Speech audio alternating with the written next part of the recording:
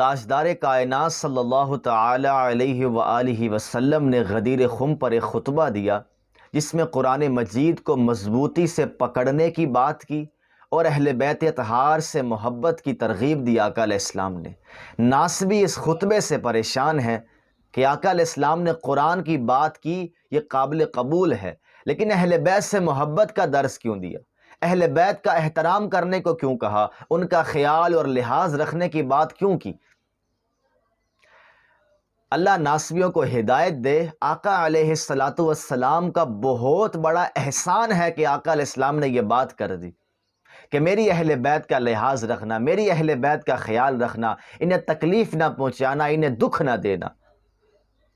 اور آقا علیہ السلام کے اس احسان کو امت بھول گئی۔ وہ احسان کیا ہے؟ آقا علیہ السلام سیدنا حسن سے، سیدنا حسین سے، مولا علی سے، سیدہ فاطمہ سے بے پناہ محبت کرتے ہیں۔ ان کے بغیر آقا علیہ السلام کا ایک پل نہیں گزرتا۔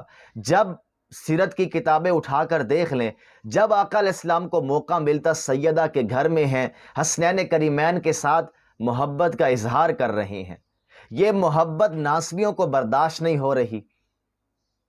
آقا علیہ السلام نے اس محبت کو بنیاد بنایا کہ مجھے ان سے محبت ہے، یہ میرے دل میں رہتے ہیں، انہیں تکلیف نہ پہنچانا میری وجہ سے، کہ جو مجھے تکلیف دے گا اس کے اعمال برباد ہیں، اس پر جہنم واجب ہو جائے گی، وہ جہنم کا حقدار ہو جائے گا، اس پر اللہ کا غضب نازل ہوگا، اللہ کی لعنت ہوگی جو مجھے تکلیف دے گا۔ تو چونکہ مجھے اہل بیت سے محبت ہے، مجھے حسن حسین سے محبت ہے، تو انہیں کوئی تکلیف نہ دینا، مجھے تکلیف ہوگی، اور اگر مجھے تکلیف پہنچی کسی مسلمان کی وجہ سے تو اس کا ایمان برباد ہے، اعمال برباد ہیں۔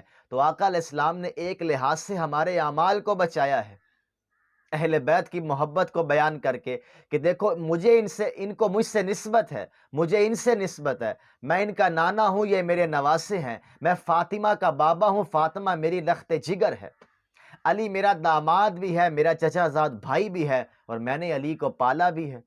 کتنی نسبتیں شامل ہو گئیں۔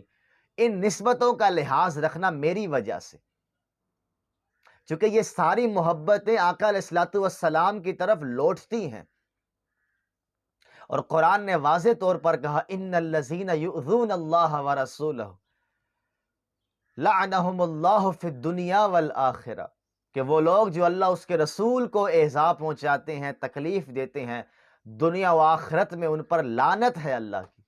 لعنہم اللہ کے الفاظ آئے ہیں۔ تو حسن حسین کا بغض پال کر، ان سے نفرت کر کے، ان سے بیزاری کا اظہار کر کے ہم اللہ کے رسول کو خوش کر رہے ہیں۔ تو غدیر خم پر آقا علیہ السلام نے یہ بات کر کے امت کے اعمال کو بچایا اور امت کے ایمان کو بچایا کہ جو حسن حسین سے منہ موڑے گا وہ مجھ سے منہ موڑے گا۔ یہ حضور کی محبت کا بیان ہے کہ آقا علیہ السلام کی محبت کا ہم لحاظ نہیں رکھیں گے، ہم مسلمان پھر کس وجہ سے ہیں؟ ہمیں اپنے ایمان کو اس کا محاسبہ کرنا چاہیے کہ آقا علیہ السلام سے ہم ہر بات لینے کو تیار ہیں، آل محمد کی محبت کا درس لینے کو تیار نہیں ہے تو جائے موجے کرے، کون سا اسلام اور کون سا ایمان۔ تو بھائیوں، آقا علیہ السلام نے ہمارے ایمان کو اور ہمارے اعمال کو بچایا ہے کہ انہیں تکلیف دو گے تو مجھے تکلیف ہوگی، اور مجھے تکلیف ہوگی تو تمہارے اعمال کیا، تمہارا ایمان کیا، تم خود بخود ہی اللہ کی نظر میں برے قرار دیے جاؤ گے۔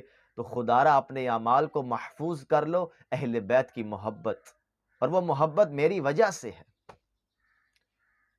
تو اب ناصبی اپنی خیر منائیں اور ہدایت کی طرف آئیں کہ یہ رسالت مآب کا بہت بڑا احسان ہوا کہ انہوں نے ہمیں اہل بیت کی محبت سے آشکار کیا، روشناس کرایا اپنی محبت اور اپنی عقیدت کی وجہ سے، کہ ہم اپنے اعمال کا تحفظ چاہیں، ہم اپنے اعمال کو نیکی کرنا کوئی بڑی بات نہیں ہے، موت کے وقت نیکی کا بچا ہونا یہ بہت بڑی بات ہے۔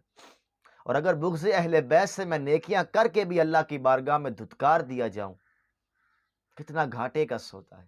تو نہ میں مکمل طور پر ایک ہی بات کرتا ہوں، اللہ کے رسول کو ناراض نہ کرے حسنین کو دکھ دے کر، سیدہ فاطمہ کو دکھ دے کر، مولا علی کو دکھ دے کر۔ وما علینا الا البلاغ۔